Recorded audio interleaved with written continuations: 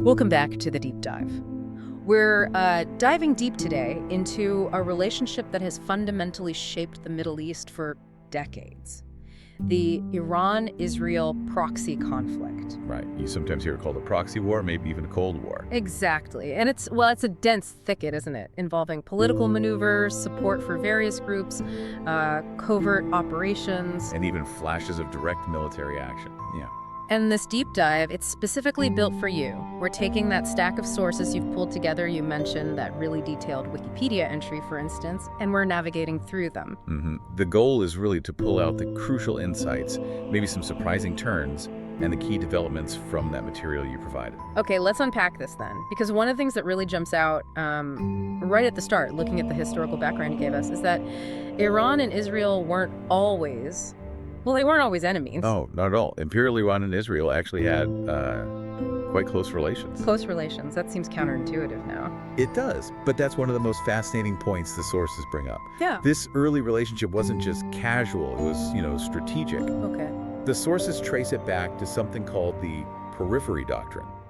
Basically, both countries saw the Arab powers around them as a significant common threat. Ah, so that created a shared interest, a reason to cooperate. Exactly. It provided a basis for cooperation against what they both perceived as a common challenge. It's amazing how geopolitics can shift like that. So our mission here in this deep dive is to explore how that relationship completely flipped after 1979, after the Islamic Revolution in Iran. Right, and then follow the complex, multi-layered conflict that's unfolded since then, using the specific details and timelines highlighted in your sources. Okay, 1979, the big turning point. Absolutely, that was the seismic event. As the source described it, Iran, now under Ayatollah Khomeini, adopted this policy of really sharp hostility towards Israel. How sharp are we talking? Well, they saw Israel as a colonial outpost, withdrew all recognition. The Israeli embassy in Tehran was famously closed down. And handed over to the PLO, right, the Palestine Liberation Organization. That's what the sources say, yeah. And they highlight Khomeini's rhetoric incredibly harsh, calling Israel an enemy of Islam, the Little Satan. Little Satan? Wow, that's quite a label. Definitely signals a fundamental shift. No question. But reading through the sources, it gets even more complicated because they mention that even after 1979, during the Iran-Iraq War in the 80s, there were still some kind of covert ties between Iran and Israel. Yes. It sounds counterintuitive, doesn't it? But despite all the official, overt hostility, the sources do indicate that Israel reportedly provided some support to Iran during that really brutal war. Support like weapons? It suggests Israel was even one of the main suppliers of military equipment, maybe even instructors, to Iran back then. Huh. And then there was that big moment in 1981 when Israel bombed Iraq's Ozark nuclear reactor. Right, I remember reading about that. The sources imply this was, indirect support for Iran. It targeted a key part of Iraq's nuclear weapons program, which was seen as a threat by both Israel and, obviously, by Iran, who was at war with Iraq at the time. Okay, so this is where the proxy part of the conflict really starts taking shape, according to the sources. After '79, Iran didn't just change its own stance, it started actively backing Islamist and Shia groups in Lebanon. Yes, exactly. The sources specifically point to Iran helping consolidate these kind of disparate groups into one powerful force, Hezbollah. And that process really ramped up after Israel's invasion of Lebanon in '82. That seems to be the catalyst described in the sources, yeah. Israel's stated goal was removing the PLO, but the sources suggest an unintended consequence was this emergence of a strong, homegrown Lebanese resistance. And Iran saw an opportunity there. It looks like it. They provided substantial support training, weapons, funding, ideology, really building Hezbollah into a formidable fighting force. And the goals were pretty clear from the get-go, based on the material. Hezbollah's 1985 manifesto, it's mentioned, included the aim of Israel's final departure from Lebanon as a prelude to its final obliteration. Stark language. Very. So, right there, on Israel's northern border, Iran was backing a non-state actor with very clearly declared intentions against Israel. And by the early 90s, with support not just from Iran, but also Syria, the sources describe Hezbollah as basically the dominant military force in South Lebanon, monopolizing the guerrilla activity against Israel. Creating this persistent, active front fought mainly by a proxy. Precisely. But the conflict, looking at the sources, it didn't just stay in Lebanon, did it? It spread to the Palestinian territories, too. Right. There was ideological sympathy before 79, but post-revolution, Iran actively sought ties, first maybe with the PLO, but then, crucially, providing arms and financing to Palestinian Islamic Jihad, PIJ, and Hamas. yes, that support for Hamas and other Palestinian groups established another key front in this proxy conflict.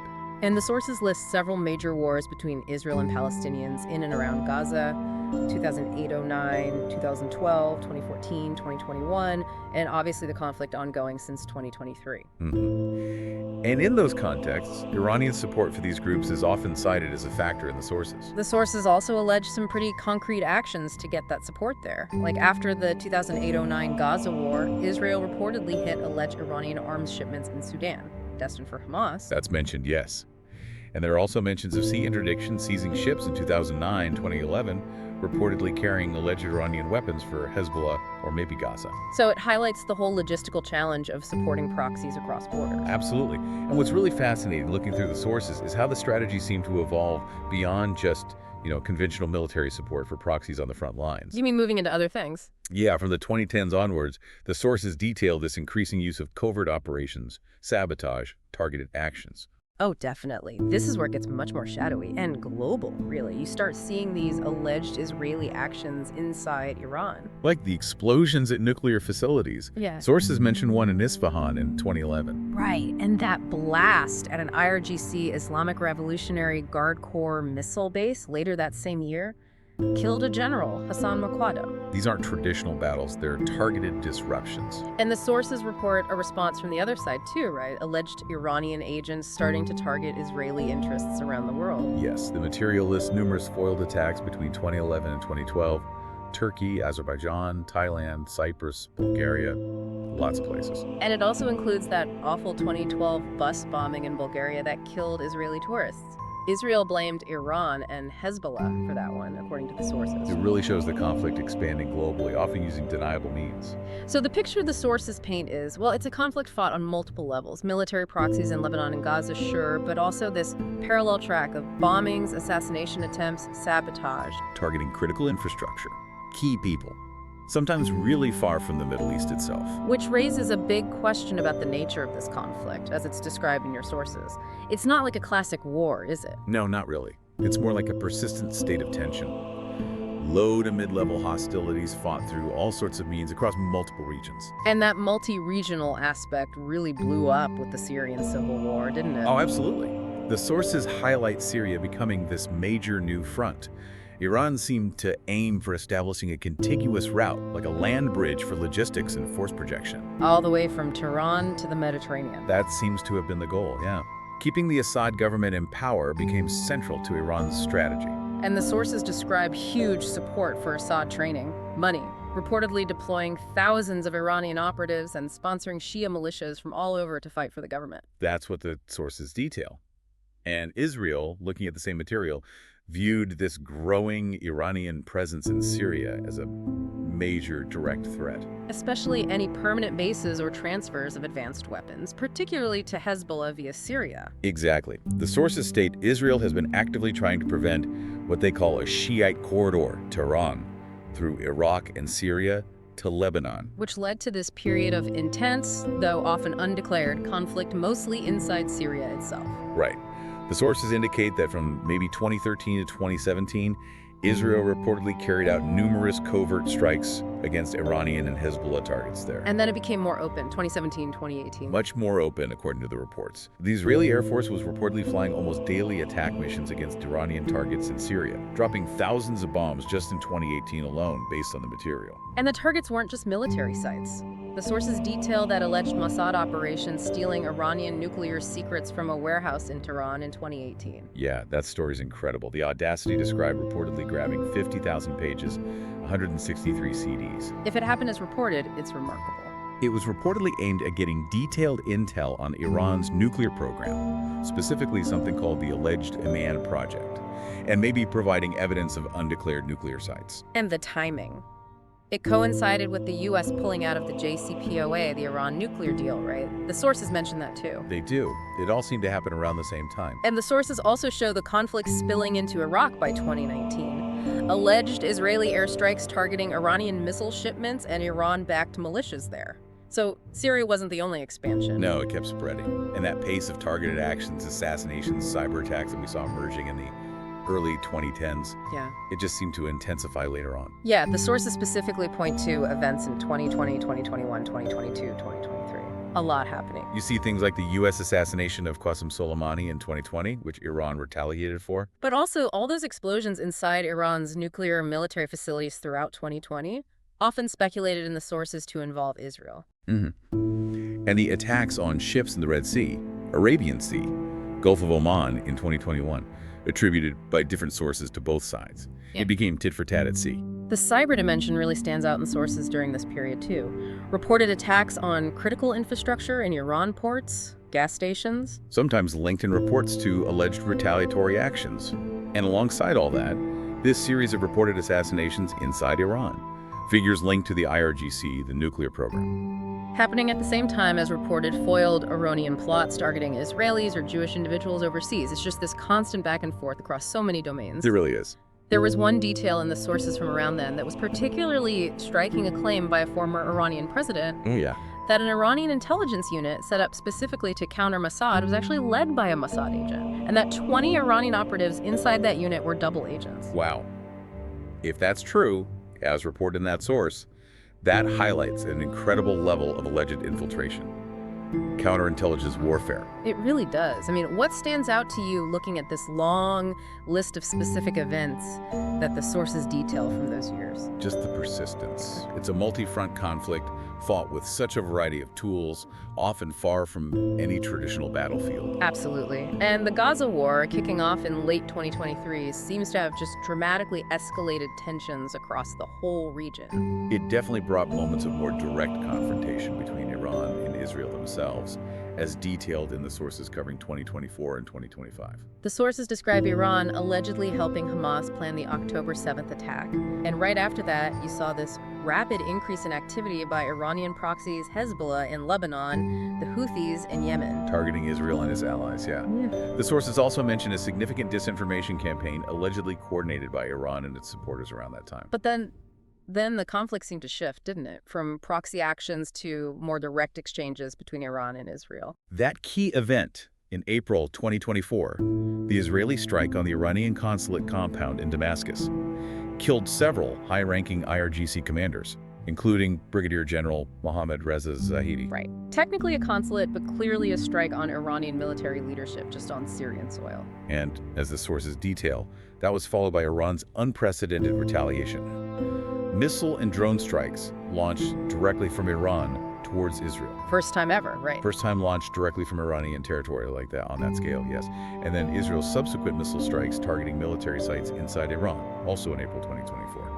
And the sources detail further strikes in October 2024 attributed to both sides. And then those significant Israeli strikes on Iran in June 2025, labeled in the sources as Operation Rising Lion. Yeah, those reportedly targeted Iranian nuclear facilities, missile factories, and allegedly killed senior IRGC leaders, including Commander Hossein Salami, and nuclear scientists. So these specific events in 2024 and 2025, as mentioned in your sources, they definitely seem to mark a significant shift, moving beyond primarily using proxies towards moments of more open, direct military engagement between the two states themselves, even while the proxy conflicts are still simmering or flaring up elsewhere. It feels like a new phase. Yes.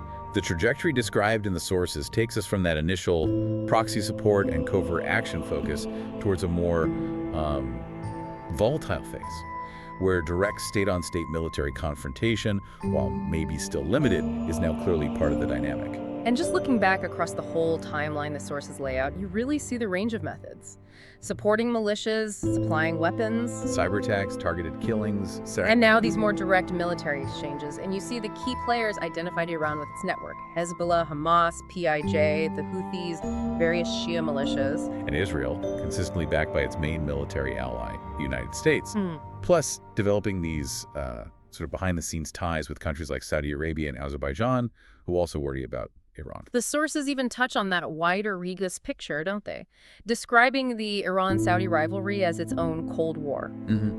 And noting the pause in Saudi normalization talks with Israel during the Gaza war, with speculation, according to the sources, that Iran's actions were partly aimed at disrupting exactly that. And the U.S. role as Israel's principal military ally and biggest backer is just a constant thread throughout all the material. Absolutely. So, okay, based purely on the sources you've provided us with, we've traced this relationship that went from kind of strategic cooperation to a fundamental break in '79. Quickly evolving into this incredibly complex, multi-layered proxy conflict fought across numerous countries and domains: military, political, covert, cyber, intelligence. With recent events in 2024 and 2025 pushing the boundaries towards more direct state-on-state clashes.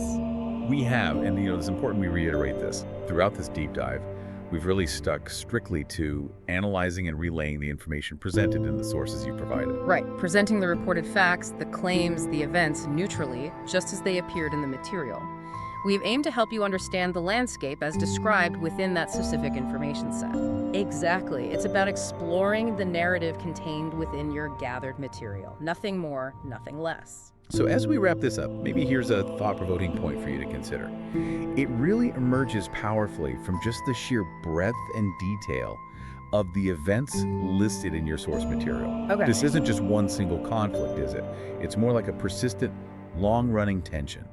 And it's fought across multiple interconnected domains. You've got geographic battlefields via proxies, you've got political maneuvering, cyberspace attacks, and even targeting specific individuals through assassinations and sabotage. Right, all happening concurrently. And as the events in 2018, and especially 2024 and 2025, described in the sources seem to show, those lines between proxy conflict and direct state-on-state engagement, they seem increasingly blurred. Yeah, definitely harder to distinguish sometimes. So the question to maybe leave you with is, what is this multi-front, persistent state of conflict, one that's constantly shifting its form and intensity? What does that actually mean for stability in the Middle East going forward?